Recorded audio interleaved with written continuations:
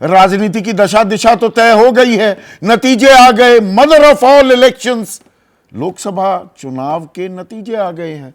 NDA की सरकार बन गई, प्रधानमंत्री नरेंद्र मोदी तीसरी बार प्रधानमंत्री बन गए, कैबिनेट का गठन भी हो गया है। तो अब किस जंग की बात कर रहे हैं? दरअसल एक राजनीतिक जंग खत्म हुई है तो दूसरी की तैयारी भी शुरू हो गई है। और तैयारी कहां शुरू हुई? उत्तर प्रदेश। उत्तर प्रदेश के बारे में कहा जाता है दिल्ली की गद्दी का रास्ता उत्तर प्रदेश से होकर गुजरता है। इस बार नहीं गुजरा। पटकनी, हार मिली सीधे, बिना लार लपेट, मैं इन शब्दों का इस्तेमाल कर रहा हूं। बीजेपी जो बम बम नतीजों की उम्मीद संजोए बैठी थी, खास उत्तर प्रदेश में, भाई दो दो चेहरे, प्रधानमंत्री नरेंद्र मोदी और सूबे के मुख्यमंत्री आदित्य योगीनाथ, या योगी आदित्यनाथ मैं कहूं, मोदी योगी की जोड़ी कौन है सामने, ये सवाल लगातार पूछे जा रहे थे। लेकिन 33 पर सिमट गई। और सबसे बड़ी पार्टी उत्तर प्रदेश में दरअसल समाजवादी पार्टी बन गई, 37 सीटें जीत गई। कांग्रेस ने भी 6 सीटें हथिया ली। अब वहां पर हुंकार भी भरी जा रही है दोनों ही तरफ से। हालांकि अभी वहां विधानसभा चुनाव 2.5 साल बाद है, पर यही राजनीति है और इसकी परतें इसीलिए थोड़ा कुरेदना, थोड़ा सा इसकी तह तक जाना जरूरी हो जाता है। आज प्रधानमंत्री मोदी काशी नगरी में है, अपने संसदीय क्षेत्र वाराणसी में। भाई तीसरी बार सांसद बने और तीसरी बार प्रधानमंत्री भी। अब प्रधानमंत्री मोदी किसान सम्मान सम्मेलन में भी उन्होंने हिस्सा लिया।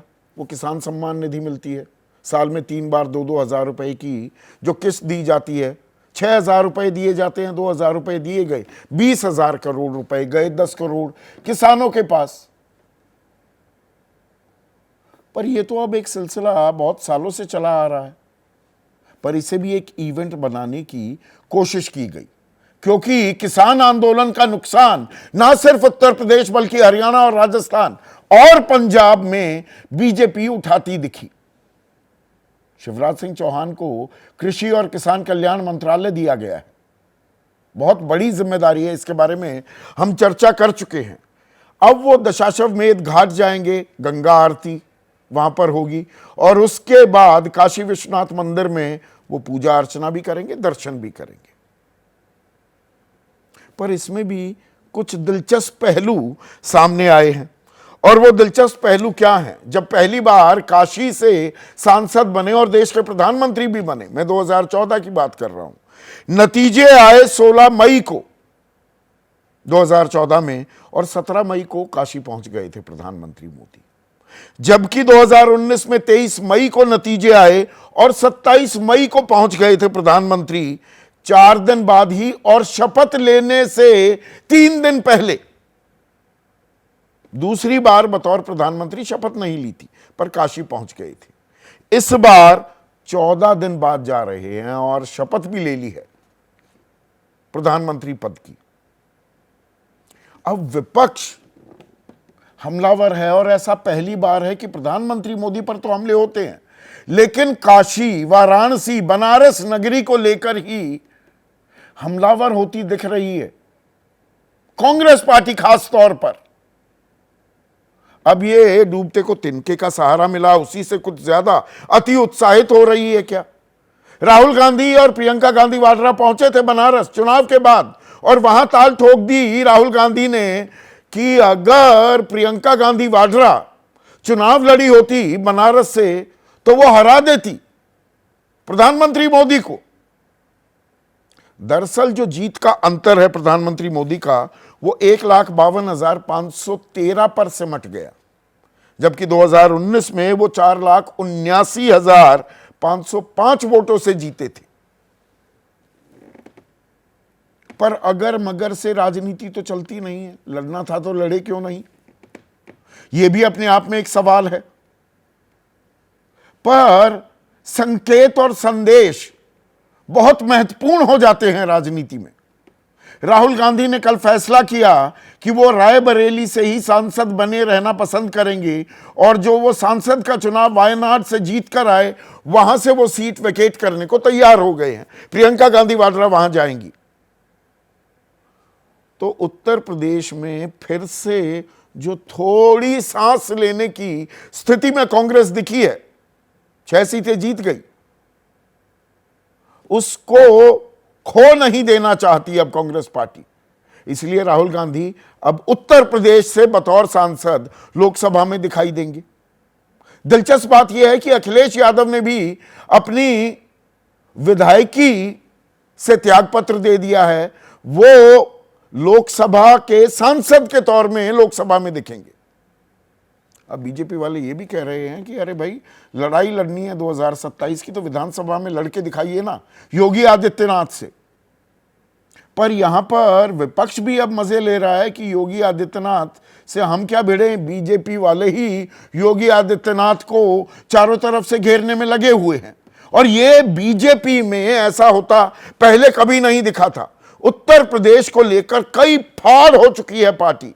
एक लखनऊ का गुट है यानी कि योगी आदित्यनाथ, एक दिल्ली में जिसके अगवा हैं गृह मंत्री और बीजेपी के चाणक्य अमित शाह, और संघ भी अब इस लड़ाई में कूद चुका है। अहंकार की बात, अशांति की, आभासी प्रचार, 400 पार का वो गुब्बारा जिसकी हवा निकलती दिखी, इन सब का जिक्र हो चुका है। उसकी तफसील में मैं नहीं जाऊंगा। अब एक और चीज हुई और यह अपने आप में दिलचस्प है। कांग्रेस ने प्रधानमंत्री मोदी से काशी को लेकर 9 सवाल पूछ डाले। यह भी अपने आप में अप्रत्याशित है, ऐसा कभी नहीं हुआ। बाकी बहुत सवाल पूछे हैं, लेकिन काशी को लेकर खास कि 20,000 करोड़ रुपए खर्च करने के बावजूद गंगा भारत की सबसे प्रदूषित नदी क्यों है। वहीं गंगा आरती अब शुरू होने वाली है, बल्कि शुरू हो चुकी होगी, और नहीं, अभी शुरू नहीं हुई है, होने वाली है। वाराणसी में 33 उम्मीदवारों के नामांकन क्यों खारिज कर दिए गए थे। बनारस हिंदू यूनिवर्सिटी के कार्डियोलॉजी विभाग में 47 में से 41 बिस्तर पिछले 2 सालों से क्यों इस्तेमाल नहीं किए गए। बीएचयू में महिला के यौन शोषण मामले में बीजेपी आईटी सेल के सदस्यों पर एक्शन कब होगा। एक्शन नहीं हुआ है, यह कड़वी हकीकत है। वाराणसी पोर्ट क्यों फेल हुआ, अब इसे अडानी को क्यों बेचा जा रहा है। प्रधानमंत्री वाराणसी में एक भी नया स्कूल या अस्पताल खोलने में क्यों विफल रहे। वाराणसी में मैला ढोने के कारण 25 लोगों की जान क्यों चली गई। प्रधानमंत्री ने वाराणसी के उन गांवों को उनके हाल पर क्यों छोड़ दिया जिन्हें उन्होंने गोद लिया था। यहां पर जयानगर का जिक्र करना जरूरी हो जाता है, जहां हर घर सोलर, इंटर कॉलेज या बालिका प्राथमिक विद्यालय आज भी मौजूद नहीं है, ना ही बनवाया गया। और आखिरी सवाल, प्रधानमंत्री वाराणसी में महात्मा गांधी की विरासत को नष्ट करने पर क्यों तुले हुए। अब ये ऐसे सवाल हैं जो नहीं पूछे गए, पर ये अब पूछने से राजनीति बदल जाएगी क्या, या उत्साह आ जाएगा क्या। प्रमोद तिवारी ने तो यहां तक कह दिया है कि 2027 के लिए यही गठबंधन आगे चलेगा। तो पीडीए का फॉर्मूला और साइकिल के साथ हाथ, ये साथ साथ सवारी करते दिखेंगे क्या। ये तैयारी विपक्ष की तरफ से, जबकि सत्ता पक्ष में देखें, जयंत चौधरी को राज्य मंत्री स्वतंत्र प्रभार का दर्जा मिल गया है, स्किल डेवलपमेंट मिनिस्ट्री मिल गई, राज्य मंत्री बनी है अनुप्रिया पटेल भी। कुल मिलाकर 11 मंत्री हैं इस मंत्रिमंडल में। एनडीए 3.0 में यूपी की तरफ से, पर संजय निषाद परेशान है। अरे प्रधानमंत्री ने हमें उम्मीदवार बनवाया, लेकिन बीजेपी वालों ने हरवा दिया, खुलेआम कह रहे हैं। अरुण राजभर, ओम प्रकाश राजभर के बेटे, वो चुनाव हार गए। सतरंगी जो एक सोशल इंजीनियरिंग बीजेपी ने की थी। कमंडल और मंडल को साथ साधने की जो कोशिश की, मंडल में सेंधमारी हो गई और कमंडल का हाल तो ये कि जहां अयोध्या में पूरे गाजे बाजे के साथ, और होना चाहिए था, प्राण प्रतिष्ठा हुई रामलला की 22 जनवरी इसी साल, वो सीट भी हार गई बीजेपी। तो बीजेपी का सोशल इंजीनियरिंग का फॉर्मूला, उस पर संकट के बादल मंडरा रहे हैं क्या? और समीक्षा क्या ईमानदारी से होगी और जिम्मेदारी भी तय होगी बीजेपी के इस नाकाम प्रदर्शन के लिए उत्तर प्रदेश में? इसी पर आज हम चर्चा करने वाले हैं। ऐसे में आज का सीधा सवाल,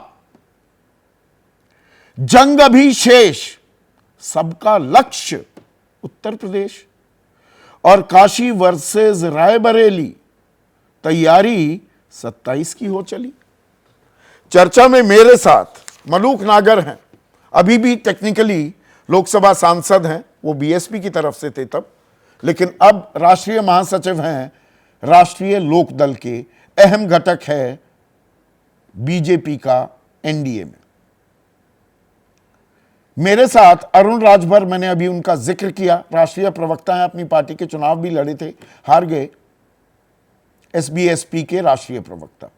कांग्रेस के राष्ट्रीय प्रवक्ता अभय दुबे, समाजवादी पार्टी के राष्ट्रीय प्रवक्ता मनोज सिंह काका, और वरिष्ठ पत्रकार उत्तर प्रदेश को ट्रैक करते हैं और उत्तर प्रदेश की राजनीति में स्थानीय स्तर पर क्या हो रहा है, उसके राष्ट्रीय परिप्रेक्ष्य में क्या मायने हैं, वो इनसे हम समझना चाहेंगे, विनोद अग्निहोत्री से। लेकिन मलूक नागर साहब, ये तो ऐसा पहली बार हो रहा है, अब कांग्रेस जैसे हमलावर हो रही है, और सवाल प्रधानमंत्री मोदी से तो बहुत पूछे गए, लेकिन काशी में उनके सांसदी को लेकर अब सवाल पूछे जा रहे हैं। इसे किस तरह से आंकते हैं आप? देखिए, मेरे हिसाब से प्रजातंत्र है, लोकतंत्र है, और चाहे काशी हो, चाहे अमेठी हो, चाहे रायबरेली हो, चाहे देश की कोई भी लोकसभा हो, प्रश्न तो सभी लोकसभाओं पे बनते भी हैं, लोग पूछते भी हैं और पूछे भी जा रहे हैं पूरे देश में। तो इसको तो सामान्य सभी के यहाँ पे काशी में 9 बने हैं, कहीं 20 बनेंगे, कहीं 30 बनेंगे, कहीं 40 बनेंगे, प्रश्न तो बनेंगे ही 100%। और जो बात है कि जो कांग्रेसी कह रहे हैं कि ये तो 2027 के लिए बात हो गई है, तो ये तो अभी 2 महीने पहले ही बात है मध्य प्रदेश में, जहां कमलनाथ जी कांग्रेस के बहुत बड़े नेता ने कहा अरे छोड़ो अखिलेश पखलेश। तो 2 महीने पहले क्या हुआ प्रमोद तिवारी जी? अभी क्या सिचुएशन हो रही है? कांग्रेस ने पूरी 403 पे अपनी पूरी की पूरी सवारी निकालने की, पदयात्रा निकालने की या घूमने की प्लानिंग कर ली है। तो क्या 403 पे कांग्रेस लड़ेगी? क्या पदयात्रा निकालने पे या अपनी जो फेरी निकाल रहे हैं, ये क्या अखिलेश जी से परमिशन ली है? या कितनी सीटों पे कांग्रेस निकालेगी, कितनी सीटों पे समाजवादी पार्टी निकालेगी? तो इस 2024 के चुनाव में ही अगर अखिलेश जी साथ ना होते तो दिख जाती क्या स्थिति है। तो अपने मन से कुछ भी कर लो, कुछ भी सोच लो, कुछ भी कह लो, इसमें कहने में क्या हर्ज है? ये तो यहाँ नहीं, देखिए, जब कहा जाता है ना कोई बात या सवाल उठते हैं मलूक नागर, और आप मुझसे बेहतर जानते हैं, आप राजनीति में इतने सालों से हैं, अभी तक अमेठी रायबरेली आपने उसका जिक्र किया। अमेठी के लिए क्या किया गांधी नेहरू परिवार ने? रायबरेली का भट्टा बिठा दिया, ये बड़े सवाल पूछे जाते थे। और अमेठी में तो बाकायदा जीत हासिल कर ली थी स्मृति ईरानी ने, इस बार उनको हार का सामना करना पड़ा। पर अब the shoe is on the other foot, जैसा अंग्रेजी में कहते हैं। अब बीजेपी से, और बीजेपी में भी किससे? प्रधानमंत्री मोदी से सवाल पूछे जा रहे हैं कि भाई सबसे प्रदूषित क्यों है गंगा? 20,000 करोड़ रुपए की आपने किसान सम्मान निधि तो जारी कर दी, 20,000 करोड़ तो गंगा नदी के सफाई के लिए भी खर्च हुए थे, वो क्यों नहीं? बीएचयू में कार्डियोलॉजी विभाग में 47 में से 41 बिस्तर 2 सालों में इस्तेमाल क्यों नहीं हुए?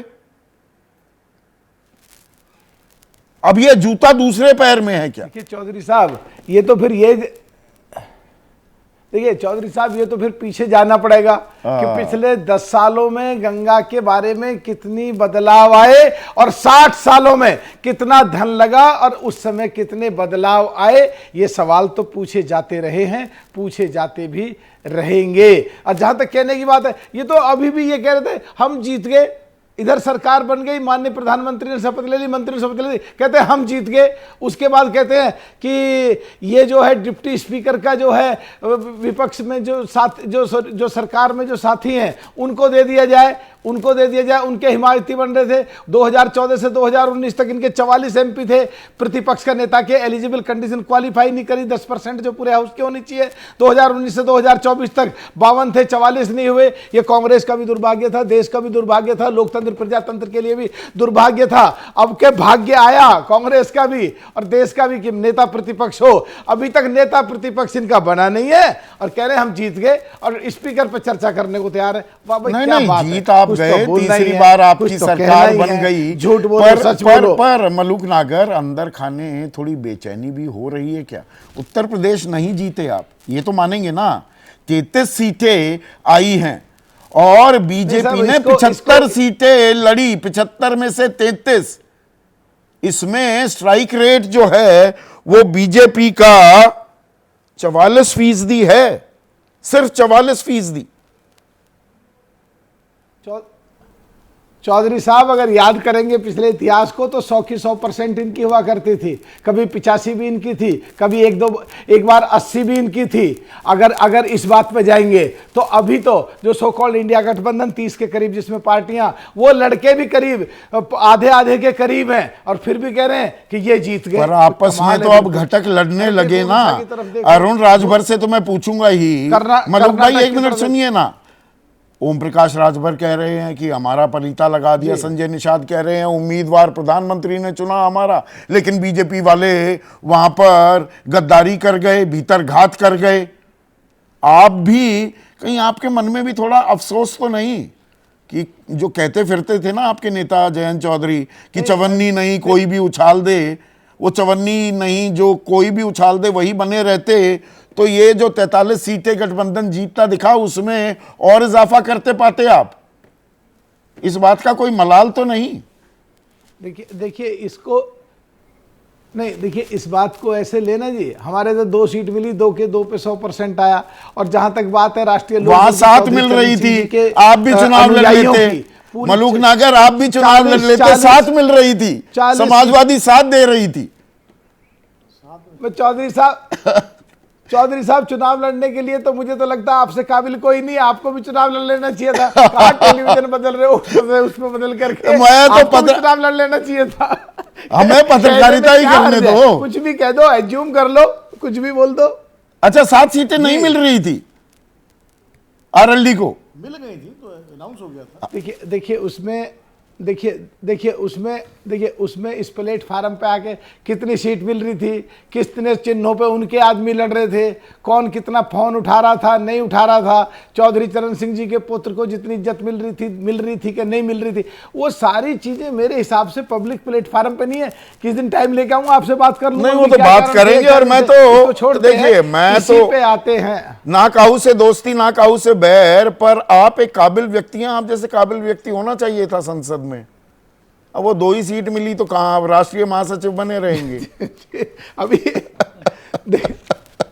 देखिए ये तो कई बार भाग्य की बात होती है। आपसे ज्यादा काबिल मुझे लगता नहीं है कोई एंकर हो, पर कई बार परिस्थितियां आती हैं कि टेलीविजन भी बदलना पड़ता है, उस शो पे भी लड़ाई होती है, मैं करूंगा या मैं करूंगी, उस पर कुछ लोग छोड़ के भी जाते हैं, उसका छोड़ देते हैं, उस पर हम नहीं जाते हैं। ठीक है, पर अबे दुबे अब फिर से नहीं, ये गंभीर विषय है। अबे दुबे मतलब थोड़ी सी सांस क्या आई, थोड़ी ऑक्सीजन क्या मिली, हवा में आप उड़ने लगे हैं। अब मतलब सीधे निशाना साध रहे हैं प्रधानमंत्री पर, यहां तक कि अरे प्रियंका गांधी लड़ लेती तो वो हरा देती, तो किसने रोका था?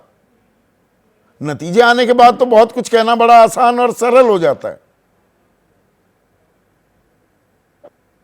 सवाल हमारे सांस लेने का नहीं है, देश का के संसाधनों का गला जिस तरीके से मोदी सरकार ने दबाया था, उसका परिणाम है जो भुगतना पड़ रहा है। कहते हैं ना, पूत के पांव पालने में दिख जाते हैं। प्रधानमंत्री जी ने पहली बार जब फॉर्म भरा था ना, मलूक नागर जी गौर से सुनिए उन्होंने क्या कहा था। पहले दिन जब वाराणसी गए थे, उन्होंने कहा मैं यहां आया नहीं हूं, मां गंगा ने बुलाया है।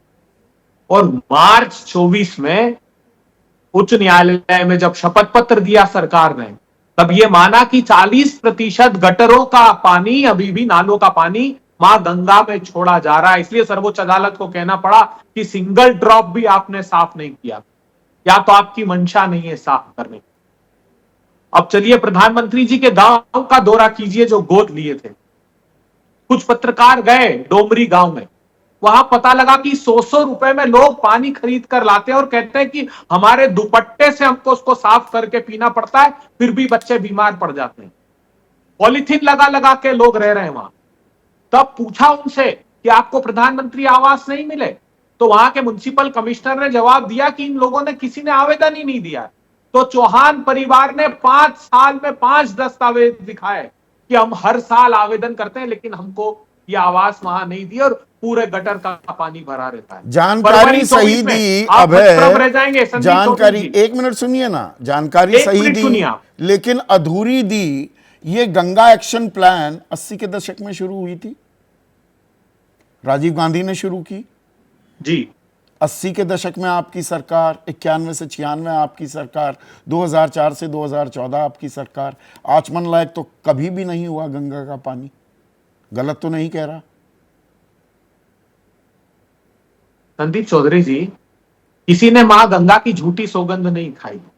इतना एडवांसमेंट नहीं थे, इतने इक्विप्ड नहीं थे, लेकिन 20,000 करोड़ रुपए का प्रोविजन रखने के बाद आपने एक क्षण ध्यान नहीं दिया। उसके पहले अदालत ने कभी नहीं कहा कि आपकी मंशा ही दिखाई नहीं देती गंगा साफ करने की। आप हतप्रभ रह जाएंगे, चौंक जाएगा देश ये बात सुनकर। वाराणसी में भारतीय जनता पार्टी के पार्षद और इंजीनियर को चौराहे पर रस्सी से बांधकर बिठा दिया गया। घंटों 10 दिन तक पूरे वाराणसी में गटर का पानी भरा था। उन्होंने कहा कि साहब बच्चे बीमारियों से हमारे जान गंवा रहे हैं और आप ध्यान देने को तैयार नहीं। वो हमारे प्रधानमंत्री, वैज्ञानिक प्रधानमंत्री, जो गटर के गैस से चाय बनाने की शिक्षा देते हैं, उनके वाराणसी में 25 लोग उस गटर में बगैर मास्क के उतर के मर जाते हैं। तब क्या कहें? कहा कि हम हजारों करोड़ रुपए के पोर्ट 3.35 मिलियन मैट्रिक टन का मतलब हम आप पर भी काम करेंगे। वो बीजेपी अडानी का साहब को 400 पार का नारा, अब वो लोग कहते हैं कि वो बबल था, ऑर्गेनाइजर ने ये कहा, रतन शारदा ने बाकायदा ये चीज़ लिखी है। आप भी सीधा प्रधानमंत्री मोदी को टारगेट करके उत्साह भरने की कोशिश कर रहे हैं। जमीन पर संगठन कब खड़ा होगा, या गठबंधन बस ऐसे बन गया? ये जनता ने एक आदेश दिया, एक मत दिया, उसे आप अपनी ताकत मानकर कहीं मुगालता तो नहीं पाल रहे हैं? नहीं, ये ताकत हमारी है, राहुल गांधी में निहित है। विश्वास मानिए संदीप चौधरी जी, महाराष्ट्र में सबसे बड़ा राजनीतिक दल बनकर हम नहीं उभरते। हम उत्तर प्रदेश में, और विश्वास मानिए दोनों नेता, आप मलूक नागर जी को सुनिए, पूरी डिबेट उठाकर सुनिएगा। दुपट्टा हरा डाल रखा, लेकिन अंदर से मन लाल और तिरंगा हो रहा है उनका। एक बार जयंत चौधरी का नाम नहीं लिया। लिया तो राहुल गांधी का नाम लिया, लिया तो अखिलेश भाई का नाम लिया, क्योंकि ये जानते उत्तर प्रदेश में अब जो बयार बह रही है, और दोनों, आप समूचे उत्तर प्रदेश में चले जाइए, ये तो इन्होंने गड़बड़ी करके 10-12 सीटें और हमारी प्रत्यक्ष या अप्रत्यक्ष रूप से छीन ली, नहीं तो परिणाम। अच्छा, ये आपकी मेहनत का नतीजा, आपकी मेहनत का नतीजा था, आप ये कह रहे हैं। तो वो मध्य प्रदेश में मेहनत का क्या हुआ? 29 की 29 पर सफाया कैसे हुआ? हाँ, मैं इस बात को, मध्य प्रदेश में मैं नाम नहीं लूंगा, लेकिन कुछ बड़े नेताओं के वजह से मध्य प्रदेश में हमको नुकसान हुआ। लेकिन अपेक्षाकृत राजस्थान देख लीजिए, आप महाराष्ट्र में उठाकर देख लीजिए, आप उत्तर प्रदेश, हिंदी हार्टलैंड की बात कर रहा हूं मैं। आपको जो ये अमेठी, आप कल्पना कीजिए कि प्रधानमंत्री उतने वोट से भी नहीं जीते जितने केएल शर्मा जी हमारे अमेठी से चुनाव जीते, जितने वोटों से।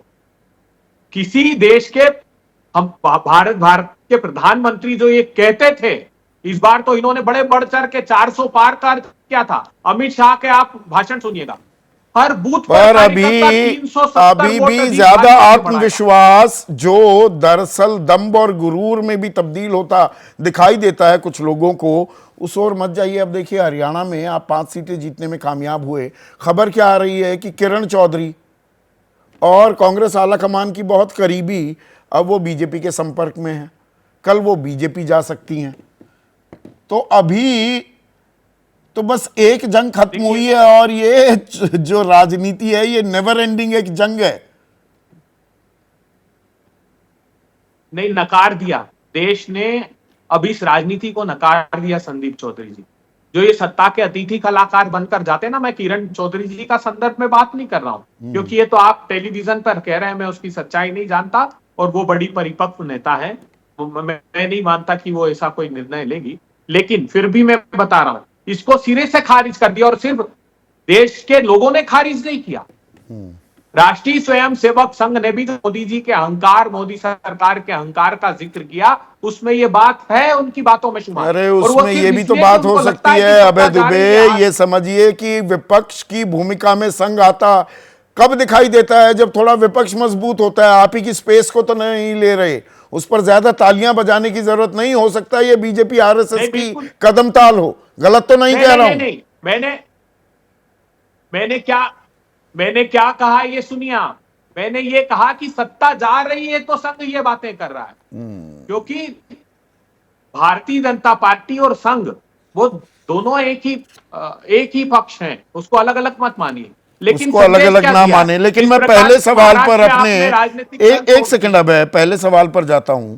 अरुण राजभर, जंग अभी शेष, ये मेरा जो पहला सवाल था, और लक्ष्य उत्तर प्रदेश। ये उत्तर प्रदेश की लड़ाई अभी से शुरू हो गई है, और 24 में क्या हुआ, वो नतीजा क्यों आया, वो लड़ाई अभी खत्म नहीं हुई है। यही हो रहा है उत्तर प्रदेश में।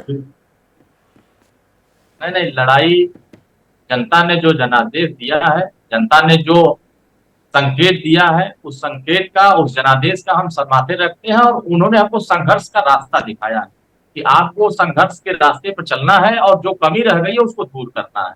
हाँ, मुझे पता है कि उत्तर प्रदेश से हम लोगों ने चुनाव जीता, हम पूरे देश का चुनाव करा रहे थे। ये सिर्फ उत्तर प्रदेश का चुनाव नहीं हो रहा था, ये पूरे भारतवर्ष का चुनाव हो रहा था, और भारत में प्रधानमंत्री का चुनाव हो रहा था, और हमने तीसरी बार प्रधानमंत्री बनाया है। हम चुनाव हारे नहीं। कहां बनाया? रास्ते में इतने रोड़े अटका दिए, 32 सीटों बहुमत से 32 सीट दूर रह गए, 29 सीटों का नुकसान सिर्फ उत्तर प्रदेश में हो गया। वही पिछली बार वाला प्रदर्शन भी कर देते, बीजेपी खुद बहुमत ले लेती, बैसाखियों की जरूरत नहीं पड़ती, नीतीश की, चंद्रबाबू नायडू की।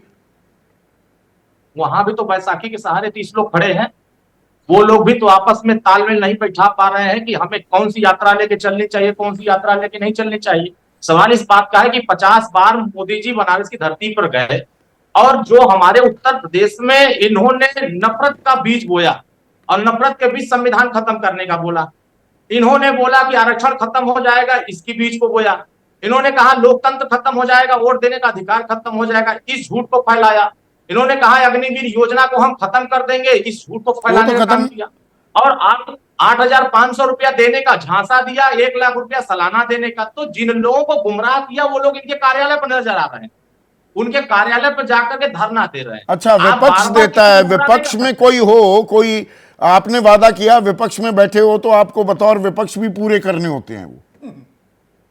बिल्कुल करना होगा। आप अच्छा, करना होगा। भाई, अगर आपको जनता ने अगर मतदान किया है, आपको जीत का श्रेय दिया है, तो आप जनता के मुद्दे को सदन में उठा पर करके आप क्यों हार गए अरुण राजभर, करके संजय निषाद? ये जो आप, जिन्होंने वो सतरंगी गठबंधन बनाया था, मंडल कमंडल जो साधा जा रहा था, आपका, आपके पिता का, संजय निषाद का भी बयान आ गया है कि हम लड़ रहे थे और बीजेपी के विधायक हमें हराने के लिए लड़ रहे थे।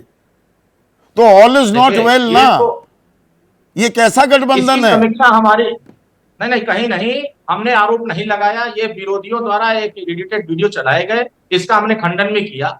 उत्तर प्रदेश में जो कमी रह गई, उस कमी में जो आपसी सहमति थी, जो जो लोकसभा वार जो कार्यकर्ता थे, एनडीए के सभी कार्यकर्ता थे, जो एक साथ मिलकर काम करना चाहिए था, जो विपक्ष झूठ फैला रहा था, उसका जवाब देने की बजाय हम उसको जवाब नहीं दे पाए, और जवाब न देने का नतीजा रहा कि हम चुनाव हारे नहीं तो है। ना खुदाई मौलाना विसाले सनम अरुण, अगर इंडिया गठबंधन के साथ रहते जैसा 2022 में थे तो सीट भी मिल जाती, सीट ज्यादा लड़ने का मौका भी मिल जाता, जीत भी जाते। अब तो ना खुदाई मिलाना विसाले सनम, ना इधर के रहे ना उधर के रहे। संदीप जी, अगर आप जीत जाते हैं तो वाह वाह करते हैं, आप हार जाते हैं तो फिर कहते हैं कि अरे आप तो बहुत गड़बड़ हो गए, आपका कमी बहुत है, ये है वो है। अरे पीडीए के सहारे अरुण भाई, अखिलेश ने तो एक नई पौध खड़ी कर दी, राजभर नेताओं की, निषाद नेताओं की, कुर्मी नेताओं की। देखिए, अंधेरे में तीर एक बार मारा जाता है, बार बार तीर नहीं लगता। जैसे नहीं कहते हैं, कहावत है कि अंधे के हाथ बटेर लग जाता है तो सोचता है कि बहुत कुछ मिल गया हमको। ये उत्तर प्रदेश है, ये एक्सपेरिमेंट वाला उत्तर प्रदेश है, यहाँ हमेशा एक्सपेरिमेंट होता रहता है, और उत्तर प्रदेश की जनता करती है, और जनता ही यहाँ से लोगों को सफलता देती है, असफलता देती है। और हमें अगर असफलता दी है तो एक्सपेरिमेंट आप भी करते रहते हैं, मौसम वैज्ञानिक आप भी हैं, इस बार मौसम का अंदाजा नहीं लग पाया। नहीं, हम उत्तर प्रदेश में, इनको भी अंदाजा नहीं था विपक्ष को कि हमारे साथ ये हो जाएगा। ये बेचारे इन लोगों को अतिशयोक्ति दिख रही थी कि इतनी रिजल्ट हमारे पक्ष में कैसे है, क्योंकि इन्होंने आरक्षण खत्म करने का झूठा प्रचार किया, इन्होंने संविधान खत्म करने का झूठा प्रचार किया। आप बताइए, क्या संविधान खत्म हो गए? क्या आरक्षण खत्म हो गए? 400 सीट नहीं आई ना, 400 सीट नहीं आई, एक नहीं दर्जन भर बीजेपी के नेता थे, वो कह रहे थे हमें 400 इसीलिए चाहिए, हम संविधान बदलेंगे। देखिए संदीप जी, हम लोग सुहेंद्र भारतीय समाज पार्टी के एक एक कार्यकर्ता पूरे पूर्वांचल नहीं, उत्तर प्रदेश के हर एक लोकसभा पर अपने वोट को ट्रांसफर कराने का जिम्मा लिया था। हम 400 सीट जीतने का लक्ष्य रखे थे, जिसमें कि हम लोग अपने वोट को चढ़ा करके, जहां बीजेपी के लड़ रहे थे, जहां अपना दल के लड़ रहे थे, जहां निषाद पार्टी के लड़ रहे थे, जहां सुहेंद्र भारतीय समाज पार्टी के लड़ आपके रहे थे। अस्तित्व पर खतरा मंडरा रहा है क्या? अभी अस्तित्व पर खतरा मंडराने लगा ना, एक नई पौध, एक नई जमात आती दिख रही है भाई। मायावती शून्य पर निपट गई, वो चंद्रशेखर रावण वो अपनी सीट जीत गए, दलितों को क्या अलग चेहरा मिल रहा है, ऐसे ही राजभरों को, अति पिछड़ों को कोई नए चेहरे तलाश रहे हैं क्या? यही राजनीति होगी क्या 2027 की? आप अगर सुहेंद्र भारतीय समाज पार्टी का पूरा रेशियो उठाकर देखेंगे लोकसभा वार वोट का, तो मैं एक एक बूथ का बता दूंगा कितने बड़े गांवों में किस किस को वोट मिला। हमारे सभी बूथों पर जहां राजभर बाहुल्य वो वोट थे, वहां बीजेपी जीत गई। बीजेपी के साथ रहेंगे? हाँ बिल्कुल, हम एनडीए के साथ रहेंगे, और एनडीए के साथ रहेंगे। अब यहाँ पर मनोज, अरुण ने दो कहावतों का जिक्र किया, तो वो सवाल के रूप में पूछना जरूरी। अंधेरे में तीर लग गया और आंधे के हाथ बटेर लग गई और लगे उछलने।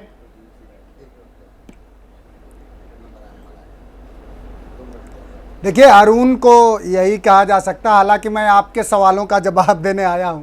वो एक लाइन है कि तेरे पैरों के नीचे जमीन नहीं, कमाल है तुम्हें फिर भी यकीन नहीं। तो ऐसे लोगों को जिनकी पूरी पार्टी की जो हैसियत है और विचारधारा है कि एक बाप और दो बेटा, और शाम को झूठ बोलना, सुबह झूठ बोलना, और शाम को किस झूठ को कौन डिफेंड करेगा, सुबह इस पार्टी में, शाम उस पार्टी में, और फिर दोपहर किसी और पार्टी में, इनसे क्या कहना। इनसे तो एक बाप और बेटा की, जब एक मिनट मनोज, एक बाप एक बेटा की पार्टी का जिक्र करते हैं, तो समाजवादी पार्टी क्या है? एक परिवार के ही लोग, 5 यादव उम्मीदवार थे, पांचों के पांचों मुलायम सिंह यादव परिवार के ही लोग।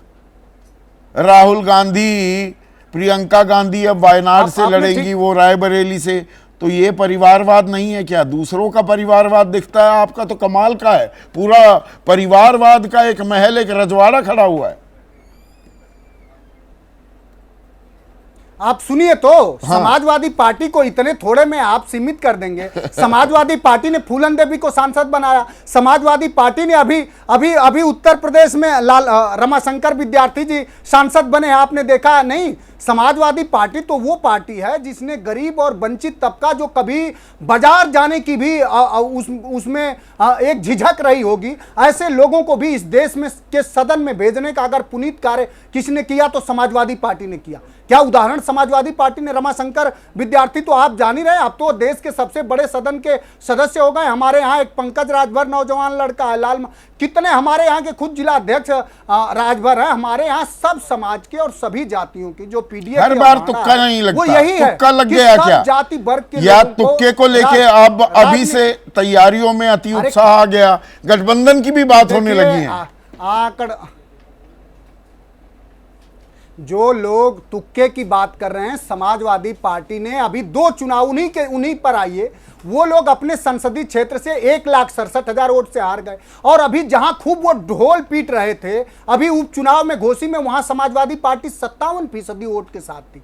तो कहीं अब उनको कोई पूछने वाला नहीं है, उनकी पूरी कलई खुल चुकी है। अब ऐसे इतना सीमित लोगों पर हमसे टिप्पणी ना कराइए। अब बात रही मोदी जी पर, जिस पर डिबेट हो रही है, मोदी जी की देखिए पूरी सियासत यह है कि मोदी जी की सियासत इस तरह आवाम पे एहसान करती है कि पहले आंखें छीन लेती है मोदी जी की सियासत, और फिर चश्मा दान करती है। किसान सम्मेलन हो रहा है बनारस में, और किसान अगर एक सीमांत किसान भी है, आप तो जानते हैं, अगर सीमांत किसान का 2 हेक्टेयर भी अगर उसके पास जमीन है तो उसे कम से कम एक कृषि के सीजन में उसे 500 लीटर डीजल की जरूरत होती है, और 500 लीटर अगर डीजल की जरूरत होती है तो उसे 50,000 रुपए चाहिए होते हैं। मैं ये जानना चाहूंगा कि नरेंद्र मोदी जी जहां ये आज जा करके अपनी डफली पीट रहे थे तीसरे जीत का, हालांकि वो जीत अब 4,80,000 से बनारस और के लोगों ने उसको 1,50,000 52,000 पे कर दिया। आपने ठीक सवाल खड़ा किया, कार्डियोलॉजी विभाग का बनारस के क्या है? जिन लोगों ने सवाल किया, बनारस के उसी ट्रामा सेंटर में 500 करोड़ रुपए के घोटाला हो गए। उसी बनारस बीएचयू में एक बेटी के साथ वो दरिंदगी हुई, और भारतीय जनता पार्टी के उन पोषित गुंडों ने किया जिनका इस देश के प्रधानमंत्री से लेकर के और उत्तर प्रदेश के मुख्यमंत्री के साथ फोटो। प्रधानमंत्री जी भाषण दे रहे थे कि चुनाव बाद पहले बार आइल बानी, तब बनारस के लोग पूछा तो है ना कि पहले बार आइल बानी तो का लियाइल बानी, जुमला लियाइल बानी, जुमला तो लियाइल बानी, झूठ का जुमला लियाल बानी। गंगा माई साहब, आपने भी बड़े बड़े वादे किए हैं। 80 का बजाता नाला गिरा था। अरे काका सुनिए तो, थोड़ा तो ठंड रखिए।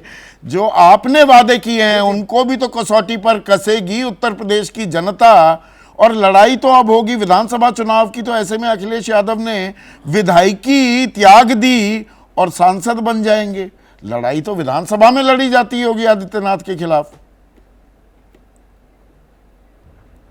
देखिए, आप जैसे प्रबुद्ध व्यक्ति जो जनवादी पत्रकारिता करते हो, हमेशा सत्ता से भी और विपक्ष से भी आप निर्भीक सवाल करते हैं, आप समता के आधार पर अखिलेश यादव भारतीय राजनीति का पहला ऐसा चमकता सितारा है। मैं ऐलान कर रहा हूं कि अखिलेश यादव ने जितना जब अपने मेमोरेंडम में कहे होंगे सरकार बनी होगी तो उसके कई गुना ज्यादा। अखिलेश यादव के मेमोरेंडम में नहीं था महाराज की 25 लाख लैपटॉप बांटेंगे। हमारे लैपटॉप का उदाहरण अमेरिका ने अपनाया। अमेरिका ने भी कोरोना के बाद लैपटॉप अपने लोगों को बांटा, और पूरी दुनिया में हमारे लैपटॉप की अवधारणा से वर्क एट होम चलाया गया। क्या बात कर रहे हैं साहब? हमारे नेता ने एक्सप्रेसवे बनाया, हमारे नेता ने उत्तर प्रदेश में पहली बार, आप बताइए जिस शहर से आप संवाद कर रहे हैं उसी शहर में बच्चों का अस्पताल नोएडा में किसने बनाया? अखिलेश यादव ने बनाया। लेकिन सवाल यह है कि कुछ सरकार पोषित जो मीडिया है जिनको हजारों करोड़ रुपए विज्ञापन मिल जाते हैं, वो अखिलेश यादव को अच्छा कैसे दिखा पाएंगे जो इस देश के दलित, पिछड़े, वंचित तबके के उद्धार की बात कर रहा है। और कोई तबका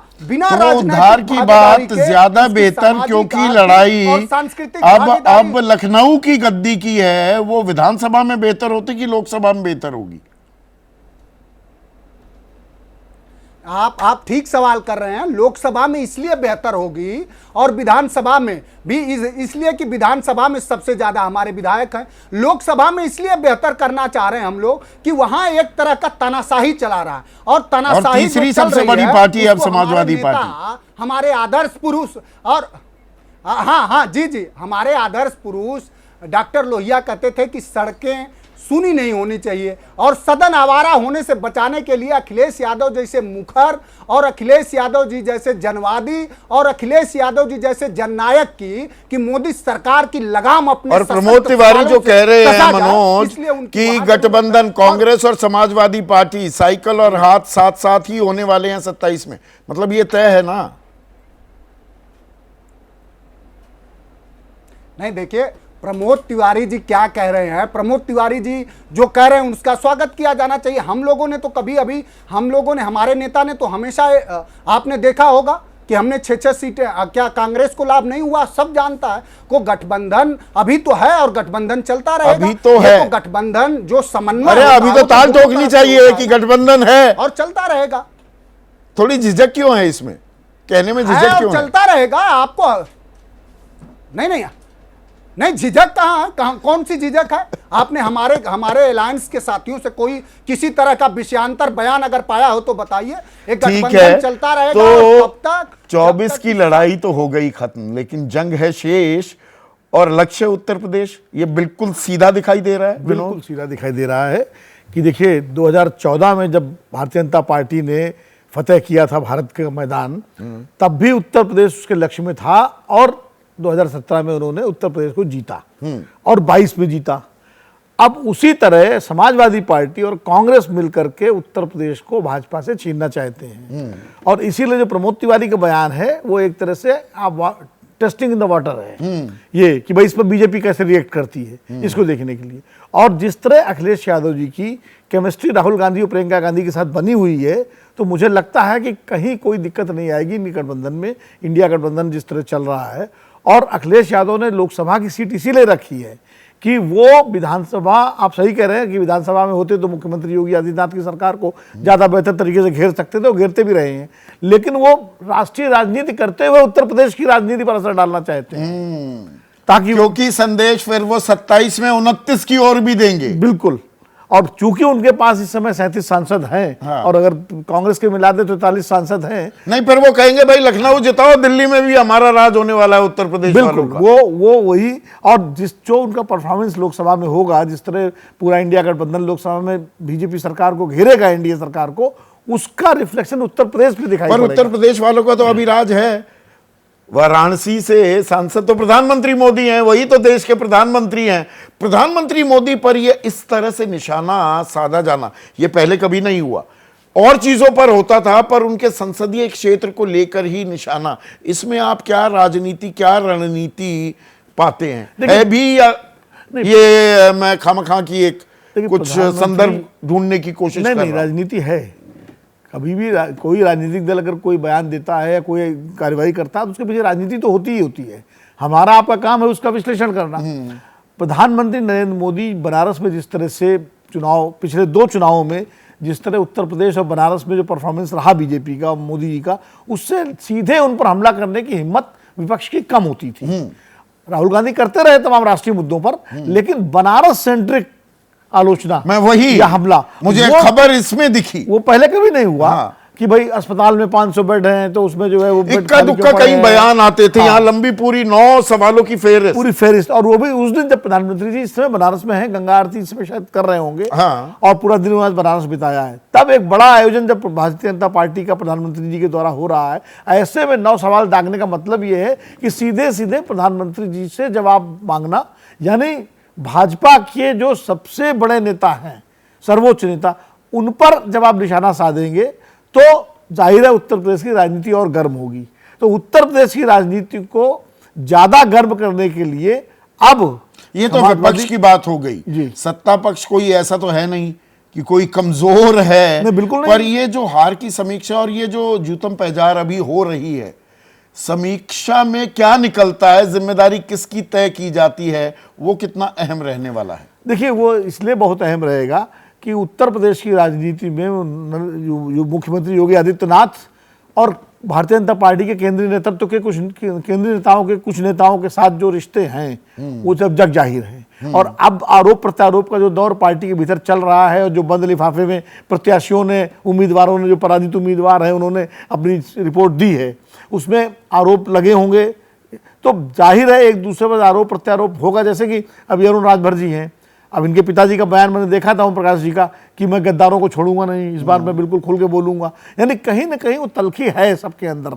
समीकरण कुछ बदल सकते हैं, जो छोटे दल हैं और उनका छौंक बहुत जरूरी होता है किसी भी नतीजे को अपने पक्ष में करवाने का, वो समीकरण भी बदल सकते नहीं, हैं अभी क्या? बहुत या जल्द- इंडिया का खेमा वो लगभग तय है, वो ऐसे ही रहने अभी वाले हैं। बहुत जल्दबाजी ये कहना है कि समीकरण बदल सकते हैं, क्योंकि अभी तो हनीमून पीरियड है। हनीमून पीरियड भी है, और दूसरा ये है कि अभी जो इंडिया गठबंधन है उसका सारा फोकस जो है केंद्रीय राजनीति पर होगा, और एनडीए भी उस हिसाब से रहेगा। अब जैसे अब हमारे मित्र है मलूक नागर जी, अब इनकी जो पार्टी है, अब इनकी पार्टी के 2 सांसद हैं और जयंत जी मंत्री बन गए, तो जयंत जी अभी क्यों छोड़ करके पाला बदलेंगे? वो तो चुनाव का जब समय आएगा और तब उस देखा वक्त क्या परिस्थिति होगी। जैसे ओम प्रकाश राजभर जी अखिलेश जी के साथ थे, पहले बीजेपी के साथ थे, फिर अखिलेश जी के साथ रहे, और उसके बाद अब फिर एनडीए में वापस आ गए। तो ये सब चीजें चुनावी, जब चुनाव नजदीक आएगा पर 2027 उसकी का, तब पाले पेशबंदी बदलने की जो प्रक्रिया होती शुरू है, जो एक जमीन तैयार की जाती है, वो जमीन भी तैयार हो रही है क्या?